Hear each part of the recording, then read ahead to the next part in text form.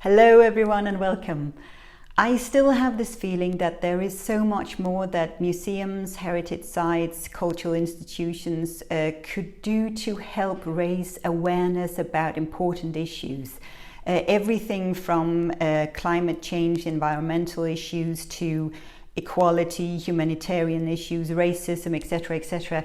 I know a lot of museums and heritage sites have done a lot to embrace those discussions in their interpretation, in their storytelling, in their projects, but I still feel like there is so much more that these organizations could do to actually be an active part, an active player in a lot of these discussions, because museums are brilliant places for discussions like these, and a lot of the time I also feel that part of the problem is that we don't always know where to start. Sometimes we feel like we should really embrace a massive change, but that's not always necessary, and it's not always the case. So I found a case study, or an example if you like, from a small local community project. It's not part of a museum or heritage site, but I think it's a brilliant example of how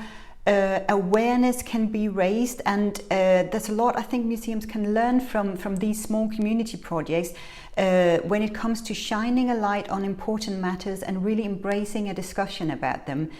So let's dive into this, and as always, if you like the content of these videos, please remember to like them and subscribe to the channel and add your comments below, and please especially add any links or comments about projects you know about, or maybe you've been part of, what they did, how you embraced raising awareness about important issues. The World Peace Garden in Camden was created as a charitable project to promote peace by challenging the way we look at the world. It's very close to Hampstead Heath actually, and it's not very big, it's not a huge space, but it was created on this neglected wasteland where local traders, residents, visitors started to donate money to create this World Peace Garden. And it's a wonderful little peaceful place where you can go and sit, you can have your lunch, you can bring your kids, you can just sit in a corner for a little while and enjoy the space and nature. And there are these wonderful little hidden messages about peace, and it's asking the question, what would contribute to world peace? So that's the question that visitors are being asked as they move their way through. It's also possible to volunteer if you want to help to clear the site and make it accessible and help to keep it and maintain it in good order. And it's also possible to donate, especially in the form of these peace tiles, where it's possible to sponsor a tile and you can put your own little message of peace on there. There are some examples here. It's also possible to sponsor, for example, a planted area or donate a plant or a tree, and indeed to just help maintaining the area. That's of course easier if you live locally. All of these things creates a wonderful space that's actually being used by locals as well as by visitors. And this brings us to a couple of things that I think museums, heritage sites especially, could actually implement and use very well in their own projects. First of all, when you are trying to raise awareness and you're using your interpretation to do so, have a clear message, have a clear purpose for what it is you're trying to do. So in this example, it's about world peace and creating a message around peace. But have a clear purpose. What is it you're doing, and what is it you have that you use to create this clear purpose? So create a space where it can be experienced. Sometimes it's not possible to have a physical space, like a garden, for example, but it might also be an online space. But arrange for a space where you can join a group, where you can arrange for example, events to take place if that's possible. Have a space where people can go or log on.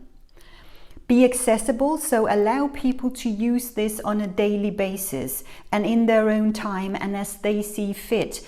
I know, for example, in the World Peace Garden Camden, you can go and just sit if you like. Lots of people do, and just enjoy their lunch sandwich. But you can also use it with friends. You can, there are lots of events there. I know musical events, for example, singing, music being played, also chess competition taking place and stuff like that. There are many little corners where you can sit, where you can play if you like, where you can sit and read, whatever you want to do. Offer volunteer options. This is also something that the World Peace Garden is really good at, not just in terms of maintaining and looking after the garden, but also raising awareness around this very important message, and having a really open approach to both the locals and also visitors. Make donations and support really, really easy. So make sure that it's easy to contribute here. So this is really an opportunity of sharing a message of peace in whatever way you see peace.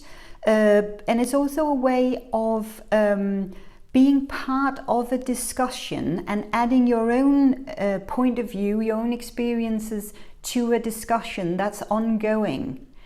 And this is really one of the things that's worth considering as well when trying to raise awareness. How do you keep the discussion going as well? Is this an issue that will continue to be an issue, continue to be part of a public discussion for a long time? And if so, how can you make sure that you keep your part of the discussion updated and relevant? I feel museums and heritage sites, cultural institutions and so on can do a lot more to help raise awareness simply by joining a discussion and by creating spaces, either physical or online, virtual visual spaces also, where people can contribute and be part of a discussion. Now, I would really love to hear how you have gone about this, and if you know of any examples where museums, heritage sites and so on have used their interpretation to raise awareness and to join in a discussion of a contemporary matter or contemporary issue or problem maybe even, it would be really, really great to see. So please do add below.